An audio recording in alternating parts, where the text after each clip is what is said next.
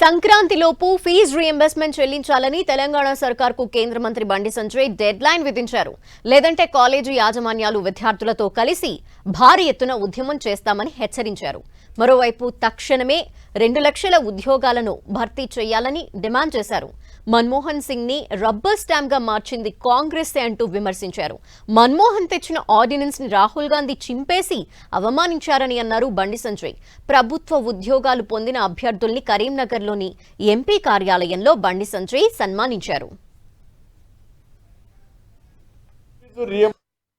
సంక్రాంతి లోపల మీరు fee reimbursement బకాయిలు చెల్లించకుంటే 7,000 కోట్ల రూపాయలు చెల్లించకుంటే ఇలా యాజమాన్యాలతోని విద్యార్థులతో కలిసి భారతీయ జనతా పార్టీ పెద్ద ఎత్తున ఉద్యమం చేపట్టడానికి సిద్ధంగా ఉంది. ఫీజు రియంబర్స్మెంట్ విషయంలో సంక్రాంతి వరకు వేచి చూసి సంక్రాంతి తర్వాత ఇదే కిషన్ రెడ్డి గారి నేతృత్వంలో ఈ తెలంగాణ రాష్ట్రంలో విద్యా సంస్థల యాజమాన్యాలు విద్యార్థులు కలిసి ఎట్టి బస్సులో మేము చేపట్టే ఆందోళనకు ప్రభుత్వం పక్క దిగిరాక తప్పదు. దిగి రావాల్సిందే. ఆ స్థాయిలో ఉద్యమం చేయడానికి అలా భారతీయ జనతా పార్టీ సిద్ధంగా ఉంది.